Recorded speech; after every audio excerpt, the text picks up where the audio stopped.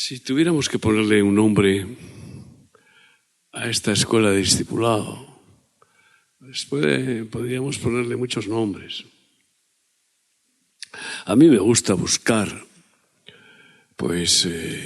calificativos a los ministerios, y por eso pues tenemos Retiro de Benjamín, niños, de David, adolescentes, de Josué, jóvenes ya adultos, de Esther, que hemos tenido el fin de semana pasado, mujeres sabias, sensatas, de Nehemías, hombres sabios, etcétera, etcétera, etcétera. Así podríamos hablar de no sé cuántos nombres.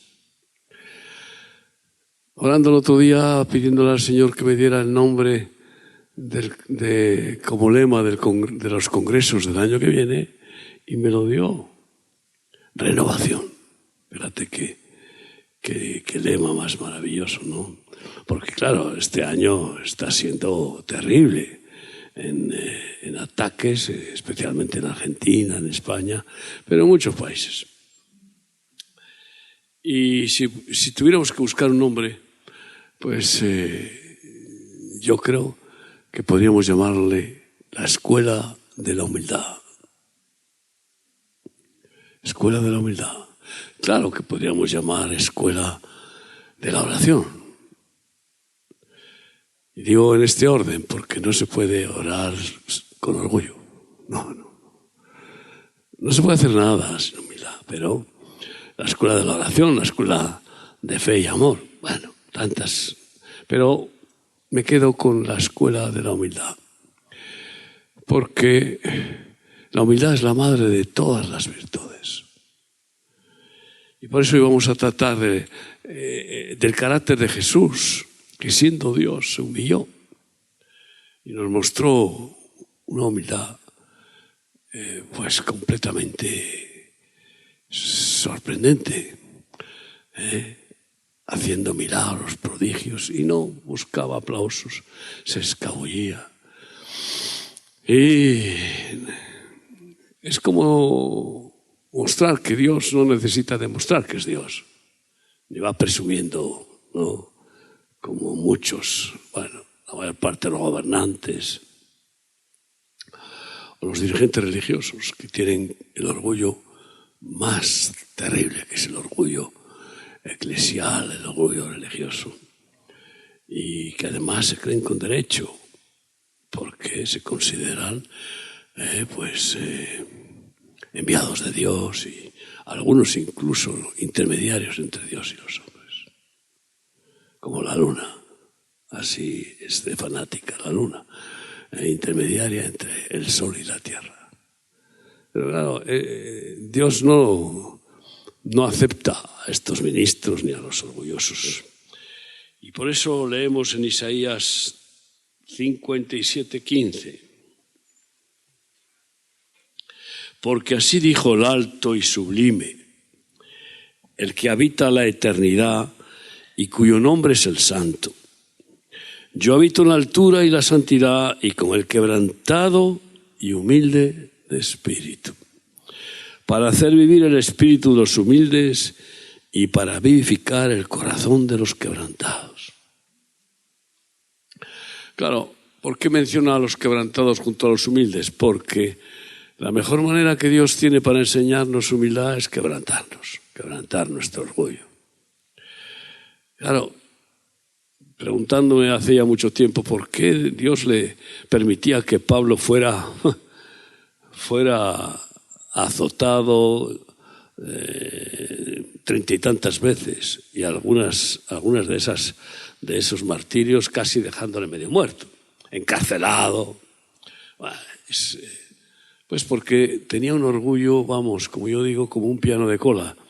Era un hombre tan capacitado, alumno del profesor más famoso de aquellos tiempos, Gamaliel. Hablaba no sé cuántos idiomas. Era un hombre docto religiosamente, conocía la Torá y era fariseo de fariseos, y conocía, vamos, yo creo que se la sabía de memoria, pero no de corazón.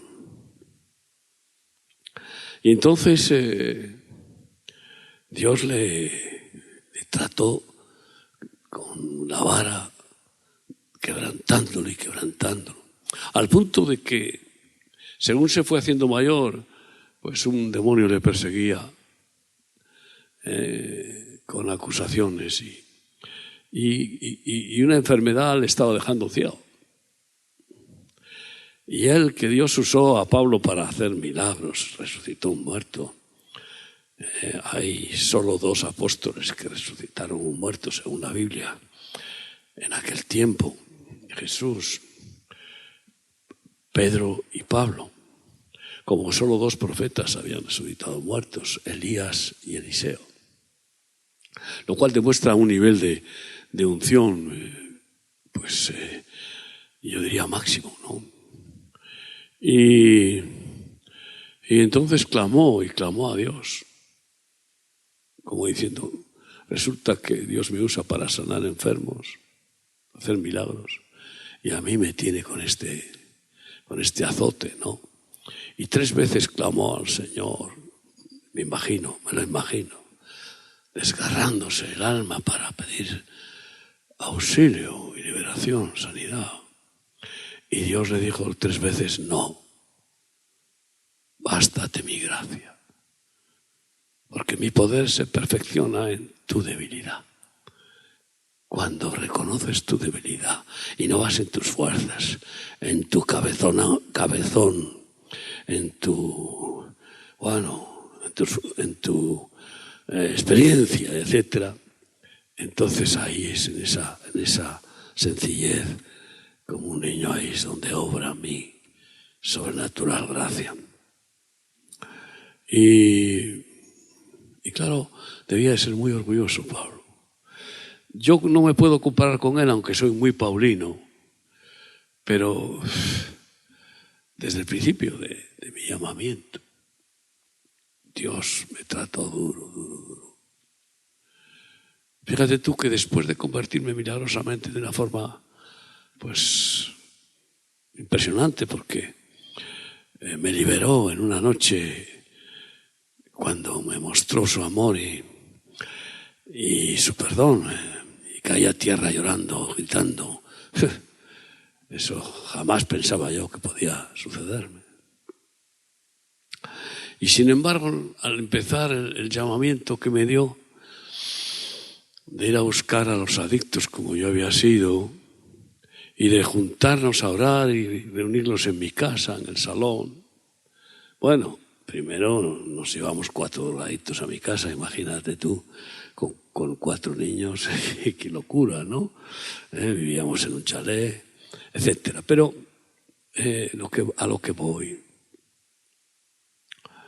me atormentaba un demonio y no había manera de quitármelo de encima. ¿Y tú qué vas a estar salvo? Condenándome. Me enteré que a Juan Bunyan le pasó lo mismo y a otros muchos ungidos de Dios. Y no podía contárselo a nadie. ¿Cómo iba yo a ministrar? Ni siquiera se lo conté a mi mujer hasta que no fui liberado. Y era terrible, no me podía quitar de encima ese aguijón, esa condenación, esa acusación.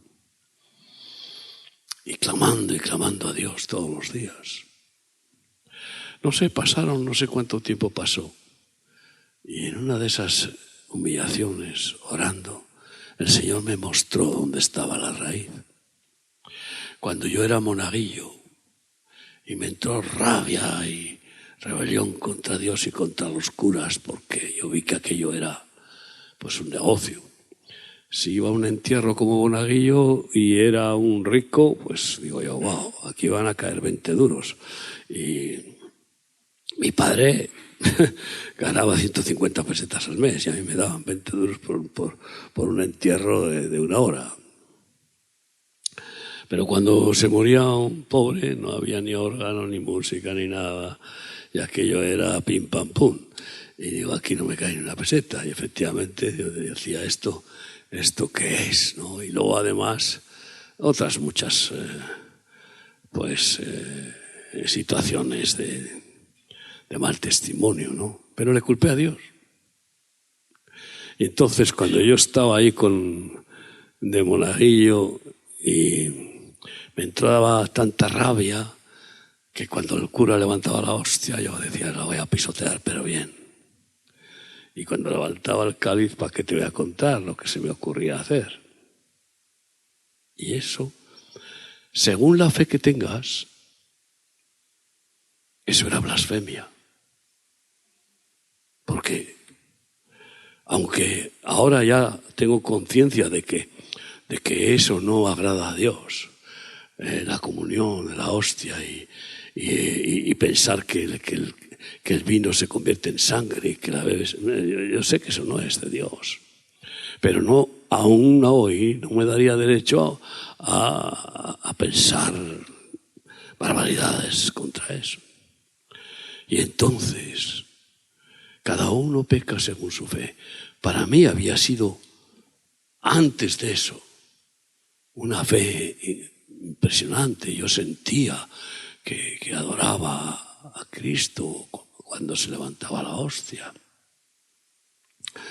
Y que allí estaba la representación de la sangre de Jesús. Y entonces pedí perdón a Dios. Entendí de dónde estaba la raíz, de dónde el diablo había ganado ventaja, porque había blasfemado contra algo que había sido parte de mi fe. Clamé a Dios, pedí perdón y el demonio se fue y no volvió. Pero después, ¿para qué te voy a contar? Tú puedes leer el libro de Boga Mar Adentro, el de Héroes de la Fe, y ver las tribulaciones y las tribulaciones. Claro, de ninguna manera he llegado a sufrir ni un poquito de lo que sufrió Pablo, porque gracias a Dios no me han latigado con látigos con pinchos, desgarrando las carnes, como le hicieron a Jesús y como le hicieron a Pablo. Sí que he tenido experiencias de ir a prisión, como Pablo. Y fue muy breve, porque habíamos llevado una niña abandonada por su madre, que era drogadicta y borracha, y la recibimos en nuestra casa. Bueno, tenía mi hija y mi mujer la paciencia de limpiarla cuando venía borracha y de atenderla. Su niña, no se me olvidará, era un angelito, 9 años. Se marchaba y volvía. Y claro, tenía la niña ahí como agarradero para volver. Pero una vez se marchó y parecía que no volvió. Y bueno, entonces, pasado no sé cuánto tiempo, volvió con un hombre malvado para obligarnos a que le diéramos la niña. Pudimos ver que la quería vender y no se la quisimos entregar. Se fueron y me rajaron las 4 ruedas del coche. Pero no solo eso, se fueron al obispado, me acusaron de raptar a su niña. Y vino la policía y me llevó. No me esposaron. Yo creo que el Señor lo impidió, pero me llevaron a la comisaría. Y allí me retuvieron. Y claro, el juez pues tuvo que intervenir. Nada, estuve no sé cuántas horas, pero no más. Y al final el juez determinó entregar la niña a su madre. La tuvimos que dejar ir. Y se acabó. ¿Qué puedo decirte? Que hemos sufrido todavía muy poco. Y quizás si no aprendemos humildad, como el Señor quiere salvarnos y no se va a llevar a nadie orgulloso. No. En orgullo y en soberbia nadie entrará en el cielo. Ni siquiera se acercará a Dios. Y por eso usa Dios la vara, ¿no? Para pues eso, quebrantarnos. Y luego dice que en el humilde y el quebrantado. Claro, el humilde es porque ha sido quebrantado y ha superado el quebrantamiento sin queja, incluso diciendo: Señor, merezco esto y mucho más, perdóname. Sí, porque nos dice Isaías 66, 1 y 2. Isaías 66, 1 y 2.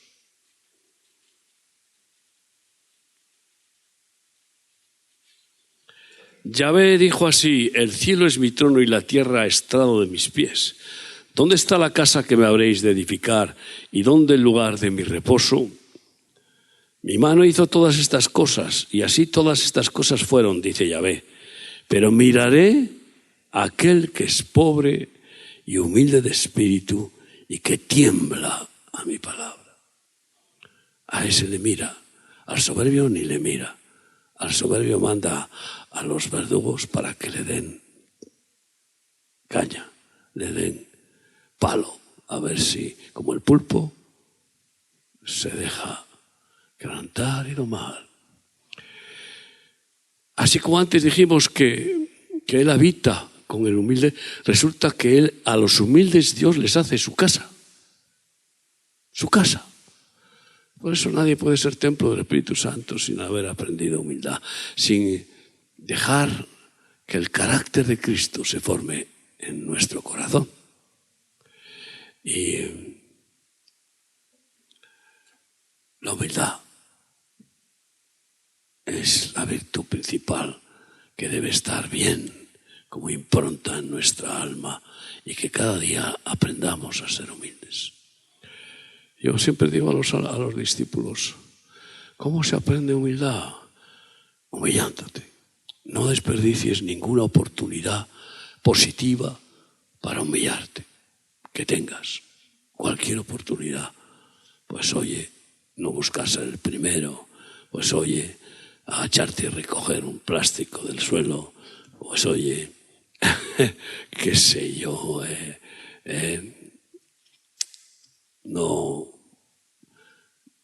buscar las mejores tajadas, yo qué sé, ¿verdad? Hay tantas oportunidades pequeñas, son sencillas, pero es un aprendizaje. Y esa es la praxis. Santiago 4, 5 a 10 dice, sentencia la palabra de Dios también. Santiago 4, 5 en adelante. ¿O pensáis que la Escritura dice en vano, el Espíritu que Él ha hecho morar en nosotros nos anhela celosamente? Dios nos anhela, está enamorado. No me canso de repetir y por eso escribí el libro Un Dios enamorado, que el Señor cuando me quebrantó y lloré y clamé y me vi en el infierno, pedí perdón. Después me dijo, estoy enamorado de ti. Dios mío, digo, ¿cómo se te ocurre enamorarte de un malvado como yo? Me quedé tan impactado, ¿no? Pues sí, Dios está enamorado santamente de nosotros. Porque la relación con Él es un romance que tiene que llegar a una boda, como iglesia de Cristo, novia de Cristo, para casarnos con Él y ser familia santa por la eternidad. Él nos anhela, pero Él da mayor gracia. Por esto dice, Dios resiste ¿a quién? A los soberbios. ¿Y da gracia a quién? Me llama la atención que no dice una determinada gracia, sino que da gracia en términos amplios, generales. Y la gracia de Dios es multiforme. Gracia para nuestro cuerpo, para la salud, nuestras fuerzas. Gracia intelectual para conocer la verdad, para discernir. Gracia para la provisión. Gracia en el matrimonio. Gracia con los hijos. Gracia y sobre gracia. A la gracia de Dios le puedes atribuir todas las bendiciones de Dios. Es por gracia. Gratis. Regalo. Así que ¿a quién da gracia? a los humildes. Someteos pues a Dios, resistid al diablo y huirá de vosotros. Acercaos a Dios y Él se acercará a vosotros. Pecadores, limpiad las manos, y vosotros, los de doble ánimo, purificad vuestros corazones. El doble ánimo, ¿qué significa? Es como si tienes dos almas. Una alma, la de Cristo, y otra la tuya. O tres almas. La de Cristo, la tuya y la de algún bicho. Que tienen alma, ¿sabes? Sabes que hasta los animales tienen alma. Y los demonios, claro, son espíritus. O tu alma, la de tu mujer, la de tu suegra. Ya son tres almas ahí.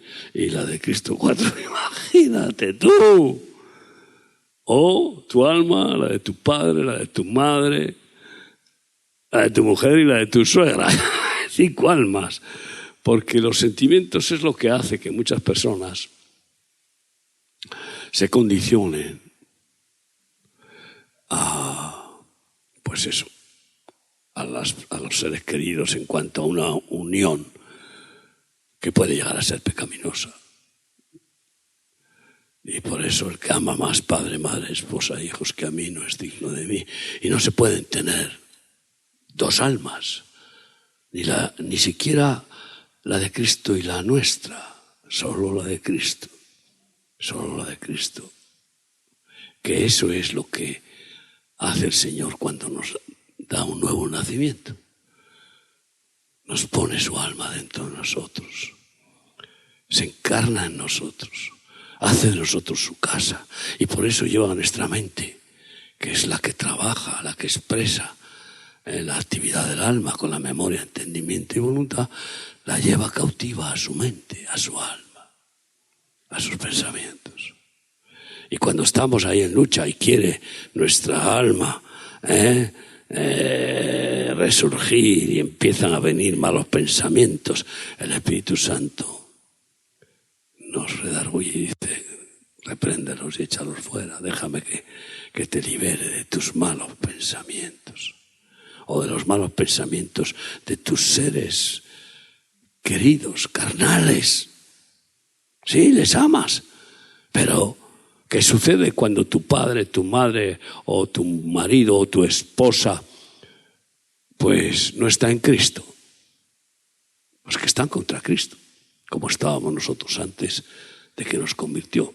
El que no es conmigo, contra mí es. Y resulta que te encuentras en un sufrimiento tremendo cuando tú hablas con la mente de Cristo sus palabras y a ti te responden los seres queridos con filosofías, con razonamientos, con rollo religioso o con, pues eso, con rechazo.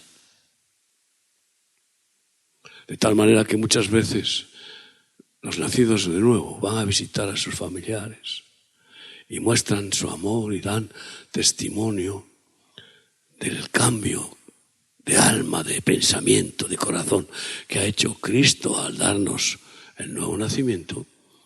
Y reaccionan mal. Ya te han comido el coco. Antes te dejaste comer por la droga, ahora mira, has entrado en una secta.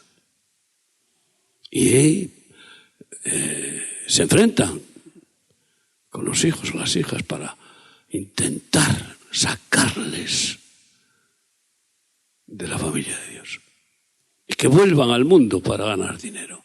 Esto, ¿verdad? Lo habréis sufrido algunos de los que estáis aquí. Es una de las primeras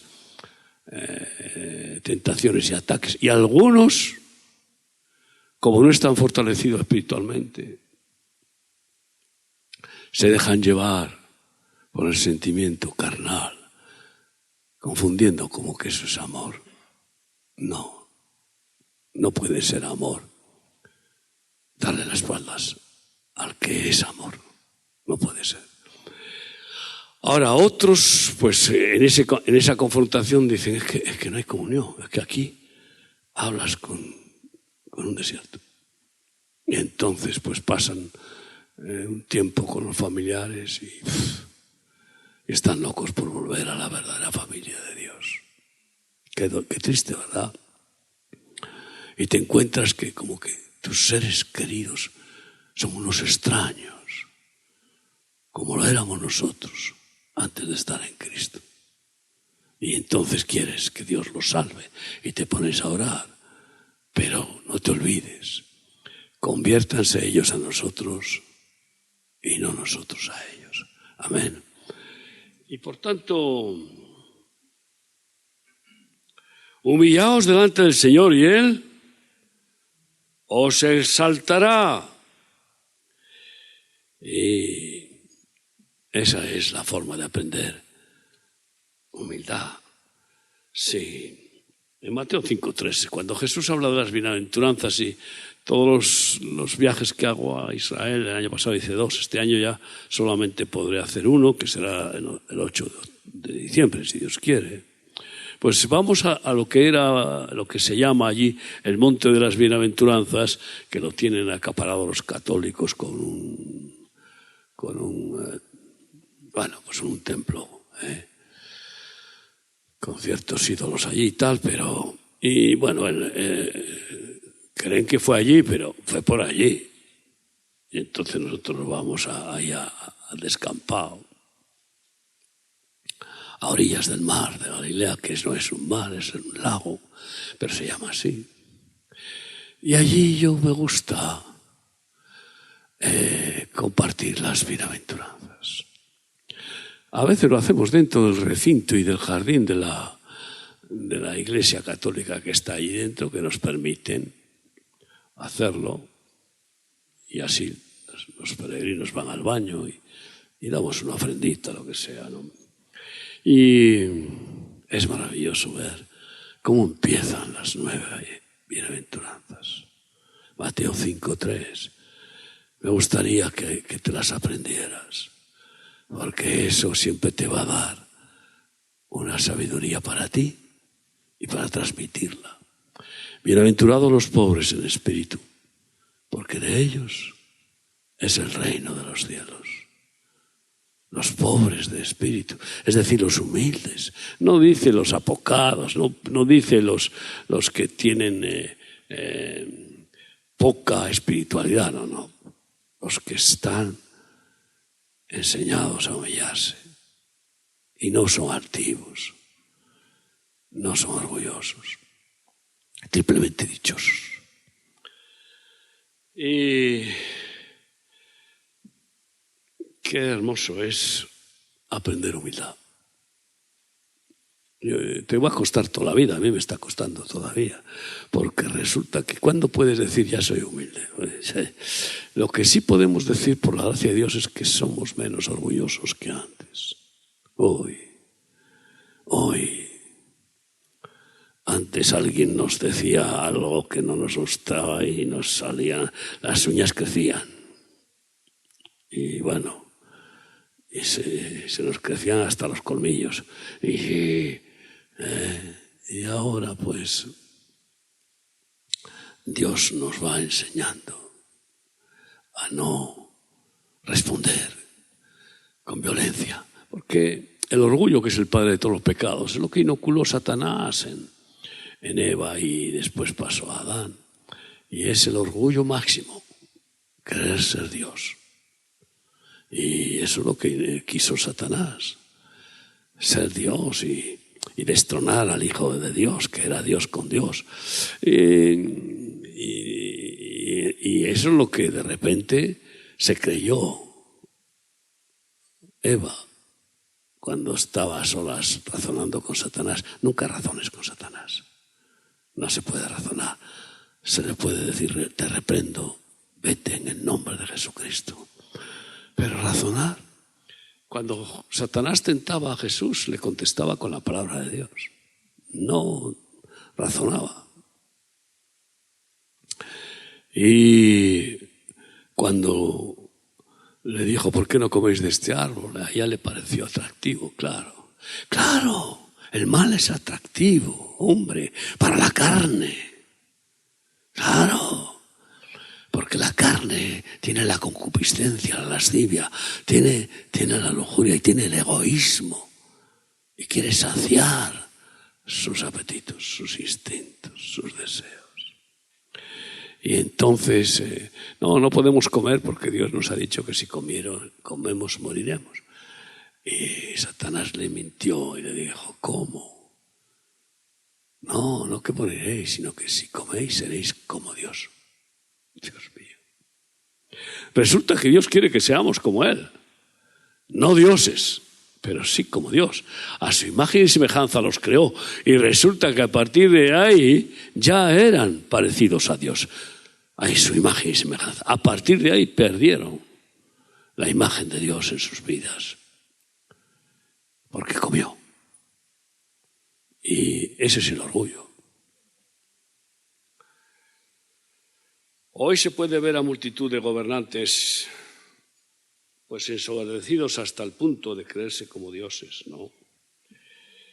Y así también hay muchos religiosos que se endiosan y que creen que el ministerio que han tenido y que ha sido a lo mejor bendecido por Dios cuando estaban en escasez y se han quebrantado, han ayunado, han orado y Dios les responde y les pone la abundancia y entonces se ensoberbecen y se creen que merecen el éxito y la economía. Y esa es la historia del pueblo de Israel.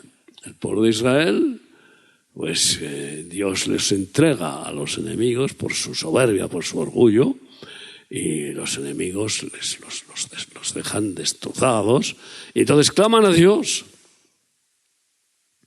Mientras están en éxito, en abundancia por la gracia de Dios, se olvidan de Dios. Entonces Dios se les envía, los quebranta y claman a Dios. Y Dios se mueve a misericordia. Así estaban esclavos de Egipto que los hacían trabajar de sol a sol y no les daban ni paja para hacer ladrillos con el barro. Y los sacó. Pero volvieron una y otra vez, volvieron a rebelarse contra Dios, volvieron a querer dirigir sus propias vidas, a endiosarse y a amar el dinero, el poder. Y bueno, pues ahí están todavía, fíjate tú, desde que Dios formó ese pueblo a través de Abraham, ahí está Dios quebrantándolos y ahora, pues en este tiempo final les va a quebrantar bien duro por todo el mundo. Primero, para que ninguno quede ahí fuera de Israel, todos tienen que volver a casa.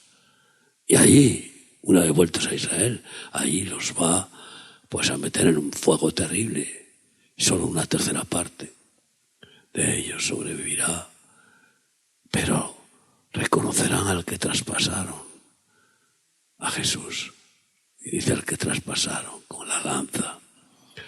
Entonces, y es triste ver que el orgullo peor que hay es el de los religiosos, humanistas. Y muchos de ellos quieren hacer discípulos intelectuales, convencidos, pues con conocimiento del logos, de la teoría, de las bonitas palabras del Evangelio de Dios, etc. Pero que no están ni siquiera salvados, no han sido quebrantados en la circuncisión del corazón, que es el quebrantamiento que te cambia la vida. Que permitamos que la espada de dos filos de la palabra de Dios, por medio del Espíritu Santo, se clave en nuestro corazón egoísta y perverso y muera. Y muera. Por eso el bautismo en las aguas es enterrar a muertos. Muertos al pecado, al mundo, al diablo, a la carne. Y ahí es la circuncisión de los prepucios carnales del corazón, del alma humana, ¿no? Y muchos, pues bueno, se bautizan sin verdadero arrepentimiento y es como si entierras a un muerto sin morir. Imagínate qué tragedia, ¿no? Pero muchos que predican el Evangelio, o bien no experimentaron ellos la circuncisión de corazón, o han vuelto a la carne.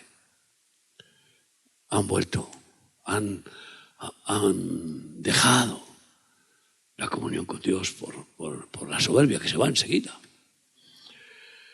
Sí, el más diabólico de los orgullos es el religioso. Y por eso algunos quieren hacer discípulos de personas que están perdidas sin salvarlos primero.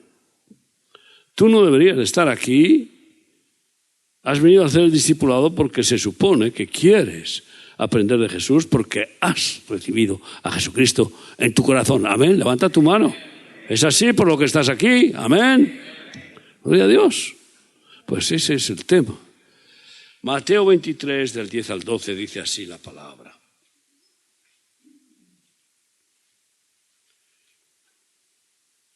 Mateo 23, del 10 al 12. No seáis llamados maestros, porque uno es vuestro maestro, el Cristo. El que es mayor de vosotros, sea vuestro siervo. Porque el que se enaltece será humillado, y el que se humilla será enaltecido. El orgulloso religioso usa a los discípulos, a los alumnos, como siervos, para que le sirvan. Para que le sirvan. Fíjate tú si habrá habido hermanas en nuestro ministerio en 45 años y mi esposa no ha permitido que las hermanas la sirvan. No. Tiene ya muchos años, tiene a su madre con 98 ahí, que la tenemos desde hace 10 años en casa, y es ella la que la sirve y la que la... Entonces, salvo excepción, ¿no?, de que no tenga más remedio, por cualquier circunstancia, pero al contrario, ella sirve a las demás. Y hoy todavía a mi mujer, las jovencitas, le llevan un pantalón, una blusa, mamá Carmen la llama, ¿no?, abuela, y le dicen que ¿me puedes coser esto? ¡Claro! ¿Y para qué vamos a hablar de cómo sirve? Y aquí tengo a mi nieta Sirel y ella puede decirlo. Ella sirve. Y por eso las mujeres de mis hijos, nuestras nueras son unas siervas, porque hay, amigo, lo que siembras cosechas en tus hijos. Por eso nuestras hijas son unas siervas. No buscan ser señoras y que las sirvan. Y nosotros, pues siervos. El que está orgulloso y se cree más que los demás, busca que le sirvan los demás. Pero el Señor dice que no ha venido para ser servido, sino para servir. Y que el que quiera ser el mayor, hágase el más pequeño. Porque el que se hace como niño, ese es el que aprende la humildad verdadera que los niños nos enseñan. Sí. En Proverbio 3:34 dice, él escarnecerá a los escarnecedores y a los humildes dará gracia, una vez más, ¿verdad? Sí. Y claro, alguien puede haberse escapado de esa maldición del orgullo de Satanás que inoculó en nuestros progenitores, Adán y Eva. Nadie. Todo ser humano es orgulloso por naturaleza. Algunos más que otros. Hay algunos que ya se pasan de orgullo a soberbia y bueno, menudo carácter. Déspotas crueles y dominantes que se creen con derecho a que todo lo bueno sea para ellos, porque el orgullo es lo que más ciega. ¿Y qué es el carácter? El carácter es el conjunto de improntas, y por eso sabéis que en las imprentas se llama caracteres a las letras de plomo que se usaban para juntarlas y formar frases y pumba, y luego estampar. Esos son caracteres. Entonces el carácter es la impronta, es como una huella, que es lo que deja la letra. Un carácter de imprenta deja una huella y luego sumadas a las otras huellas se puede leer la frase. se puede entender el mensaje. El conjunto de improntas, de huellas en nuestra alma que hemos heredado de nuestros antepasados o que se han añadido a nuestra alma por nuestro comportamiento, el comportamiento de otros, que se ha ido sumando, eso conforma nuestro carácter. Y ese carácter después, esas huellas del alma, se expresan usando el temperamento que Dios nos ha concedido, se expresan y se manifiesta así nuestra personalidad. ¿Quién eres? Habla para que yo te conozca. Entonces, algunos cuando hablan parece que habla el emperador. Yo qué sé. Entonces, ahora viene Jesús y se encuentra con un corazón lleno de huellas heredadas de nuestros antepasados, que algunas, curiosamente, también han sido buenas huellas, porque se transmite por la genética lo bueno y lo malo, generalmente más lo malo. Ya sabes, de tal palo, tal astilla. Como decía, bueno, ahora no me acuerdo cómo se llamaba este famoso estudioso del alma, decía que el hombre es la consecuencia de la herencia más el medio ambiente. A veces el medio ambiente trastorna de tal manera que aunque no haya heredado tales maldades, las adquiere. Tú agarras a un niño de una familia cristiana y lo raptas y lo llevas a vivir en un prostíbulo con esa gente, y ahí se cría, va a ser educado como hubiera sido en su familia, de ninguna manera. El medio ambiente puede ser terrible. Y Lombroso, se llamaba Lombroso, el famoso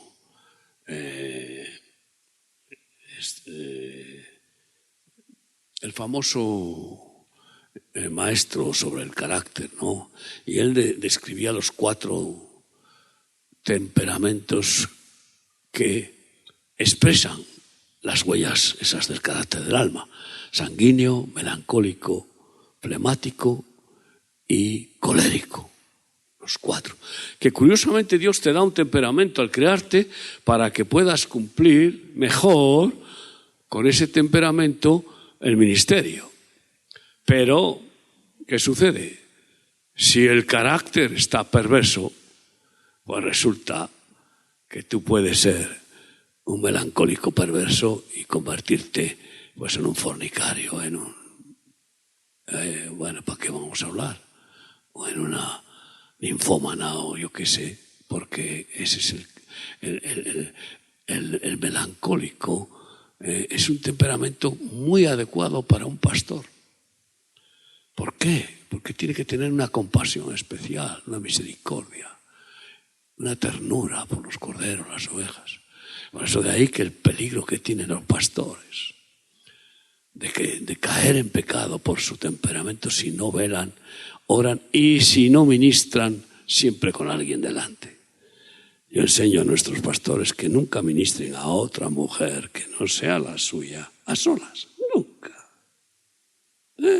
Porque la ovejita viene llorando, pastor, pastor, y te pone a lo mejor la cabeza en el pecho, en el hombro, y empiezan roces y cosas. Cuidadito. Amén. Vale. Por si acaso te estabas ahí queriendo cerrar los ojillos. Así que, bueno, hablaremos quizá en otro momento de los 4 temperamentos. Pues el Señor manifestó los 4 temperamentos santamente. Uno puede ser un colérico santo o un colérico diabólico. Y el temperamento colérico es más propio pues de los profetas, eso es lo máximo máximo colérico. Cuidado, cuando llegaba el profeta, el rey preguntaba, mira a ver cómo viene, en qué plan viene, porque todos a temblar, porque la ira de Dios se manifestaba a través del profeta. Y además sus actuaciones generalmente eran para quebrantar. Y el flemático es el que va más acorde con el maestro. Hay que tener una paciencia y no irritarse por nada, flemático. Los ingleses parece ser que son los más expertos en ser flemáticos y cuando anuncian un té, pues anuncian al lord en el jardín tomándose el té mientras su castillo se está quemando, como si no pasara nada. Pero claro, eso es una flema diabólica. Todos los temperamentos pueden ser malvados si el carácter es malvado, los caracteres. Así que cuando viene el Señor, es como, imagínate tú una playa que baja la marea y que aparecen huellas de perros, huellas de serpientes, y qué sé yo, de cualquier tipo, pisadas. Y esos son caracteres en la arena, improntas. Y sube la marea. ¿Y qué sucede? Que lo limpia todo y lo borra. Así es como actúa el Señor. Cuando nos convierte, limpia nuestro carácter, borra nuestras rebeliones adquiridas o heredadas, borra nuestro orgullo, borra ese espíritu de mentira que nace con el orgullo, la cobardía, etcétera, y todo lo que son huellas malvadas. Y luego pone sus improntas, sus santas huellas, su carácter, la humildad. Pone el servicio, el sacrificio, la bondad, etc. Esa es la forma, ¿no? Y la cualidad anímica dada por el Creador para que cumpla, pues eso, cada uno su ministerio, tiene que estar purificada por el cambio de carácter. Y eso es el trabajo del discipulado. Que el Señor vaya cambiando nuestro carácter. Y resulta que todavía queda por ahí alguna mala huella en la mente, con pensamientos, recuerdos, mirando atrás, o en el corazón con deseos, y quiere borrarlo todo. Pues debemos dejar que lo haga. La falsa humildad suele ser pues una política de pleitesía, una bufonada, porque sin arrepentimiento no se puede aprender humildad. La mayor sabiduría que el Señor nos quiere dar es el arrepentimiento, que es la humillación más importante, ¿no? Otro día leí una frase que ahora no me acuerdo de quién es, y decía que el mayor quebrantamiento del hombre es cuando se despierta su conciencia. Es tremendo, es verdad. Cuando tienes la conciencia dormida y pecas y haces barbaridades sin sufrir vergüenza, pues tienes la conciencia muerta. Y cuando despierta la conciencia dices, madre mía, qué monstruo lo que he hecho, qué monstruo lo que deseo, lo que pienso. Y eso es la consecuencia de despertar la conciencia, el arrepentimiento verdadero. Y es una humillación, porque, ay amigo, confesar nuestras vergüenzas es humillación. Así que Proverbios 16, unos versículos más, es que es tanto lo que se puede hablar de la humildad, ¿verdad? Pero Proverbios 16, 18 y 19. Antes del quebrantamiento es la soberbia y antes de la caída la altivez de espíritu. Cuando veamos a alguien que está subido ahí al trono, y yo no quiero mencionar de cuántos políticos se pueden ver, verás que pronto caen en vergüenza. Y cuanto más se suba al hombre en vanidad, en orgullo, más tremenda será la caída. Y mejor es humillar el espíritu con los humildes que repartir despojos con los soberbios. Mejor humillar nuestro espíritu con los humildes y, como dice otro proverbio, mejor es comer lentejas con los pobres que manjares con los ricos. Sin arrepentimiento los soberbios siempre caen, siempre Dios los desfenestra y los quebranta para darles la oportunidad de poder ser salvos, aunque muchos en la caída blasfeman y culpan a Dios o a cualquiera.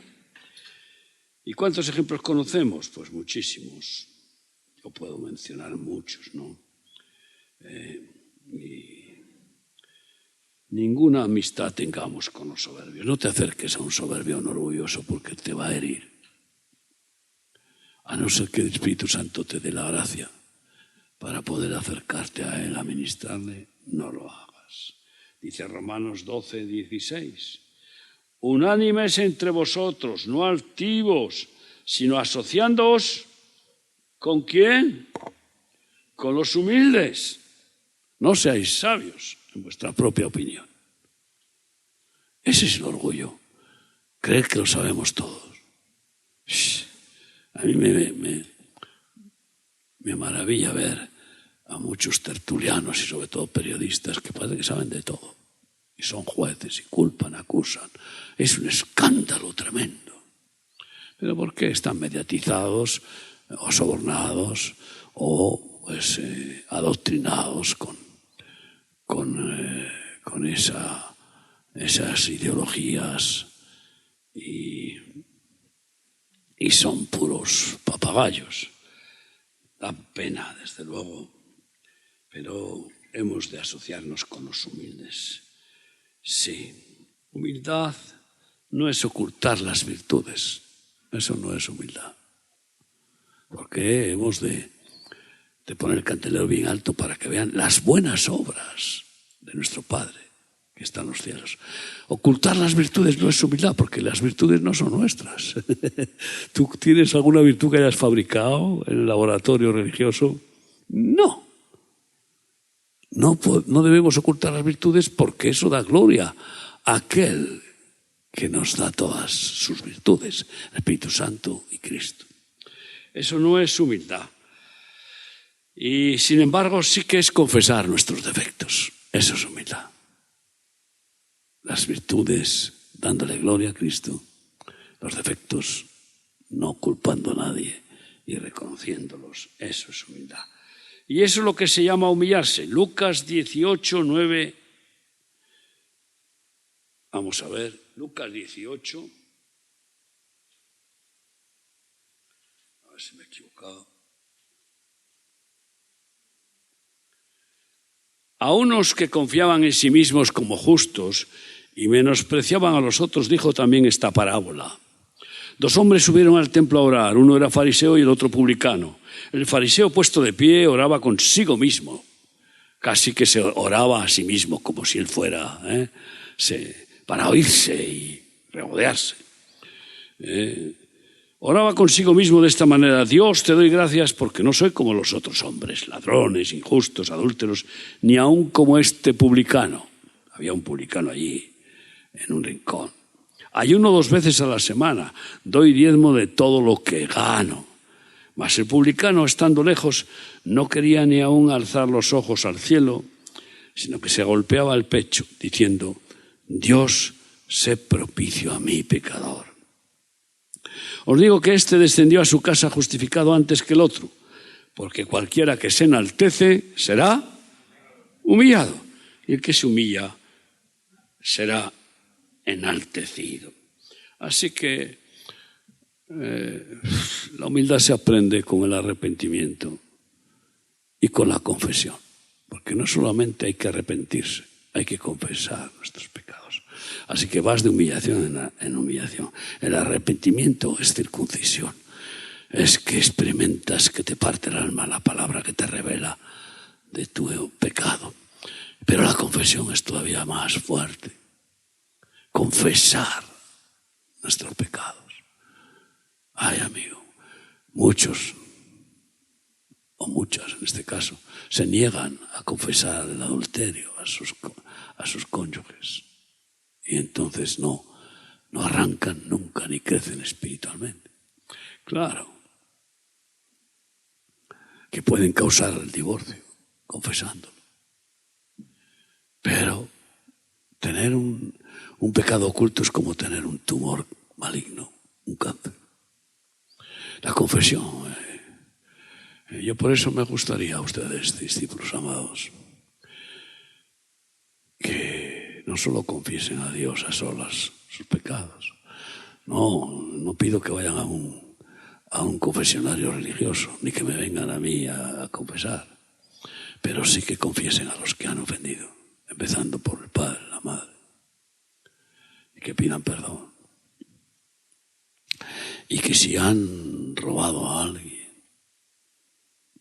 pues que puedan pedirle perdón.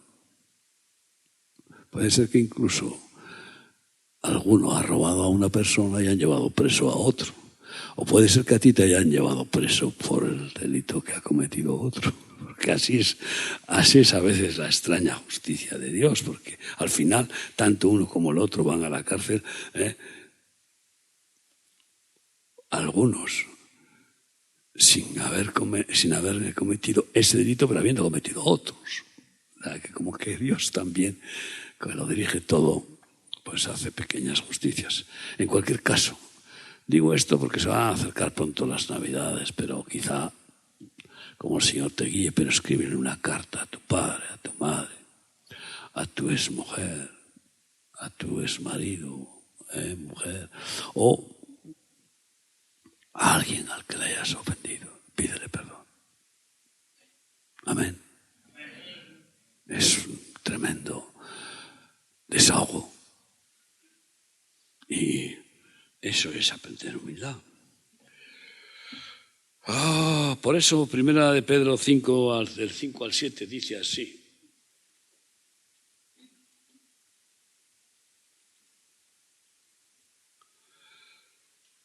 Igualmente, jóvenes, estad sujetos a los ancianos y todos sumisos unos a otros, revestidos de humildad, porque Dios resiste a los soberbios y da gracia a los humildes. Una vez más, humillaos, pues, bajo la mano poderosa de Dios para que Él os exalte cuando fuere tiempo. Son lo mismo la misma enseñanza que hemos leído antes también en Santiago. Echando toda vuestra ansiedad sobre Él, porque Él tiene cuidado de vosotros. Desahoguémonos. ¿Sabes que la confesión es un desahogo impresionante? Es una liberación. Es como vomitar ese tumor, ese cáncer. Y entonces, cuando recibes la misericordia, la gracia de Dios, el perdón de Dios, o el perdón de tu padre, de tu madre, o quién sé yo qué, pues es que hay una liberación del alma. Y eso produce un crecimiento en la madre de todas las virtudes, que es la humildad. Y por eso, Proverbios 22:4 dice: riquezas, honra y vida son remuneración de la humildad y del temor de Yahvé. Resulta que las mayores bendiciones las da Dios como regalo, como pago. ¿A quién? A los humildes. Riquezas, honra y vida son la remuneración de la humildad. Yo por eso te aconsejo que también aprendas de memoria las palabras de Jesús de Mateo 11, 28 a 30. Porque te servirán para recordar lo principal de la escuela del Maestro Jesús. que es la humildad. Venid a mí todos los que estéis trabajados y cargados, que yo os haré descansar. Yo os daré el descanso de que el fardo que más pesa, que es nuestro pecado, nuestro egoísmo, nuestra maldad, nuestro ego, pues nos lo quita el Señor. Y después continúa diciendo, llevad mi yugo y aprended de mí, que soy manso y humilde de corazón, y hallaréis descanso para vuestras almas, porque mi yugo es fácil y ligera mi carga. Fíjate si Jesús, Dios omnisciente, puede enseñarnos a predicar. No lo hizo. Puede enseñarnos a echar demonios, fíjate, no. Sin embargo, dijo, una sola vez en todo su ministerio, aprended de mí. Para decir eso, dándole el énfasis fundamental de lo que es más importante de aprender en la escuela de Cristo. Humildad, humildad, humildad. Más y más cada día.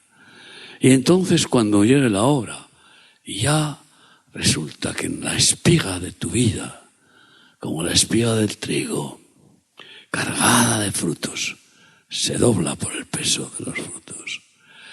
Ya estamos preparados para ser cosechados y llevados al cielo, humildes, arriba y cargados de frutos. Cierra tus ojos y piensa. ¿Cómo podemos ser verdaderos granos de trigo, negándonos a nosotros mismos y cayendo a tierra para morir cada día? Solo si aprendemos humildad como Jesús, a ser como Jesús. Yo quiero seguir más creciendo en ese cambio de carácter y que grave la humildad en mi corazón, su humildad y su mansedumbre.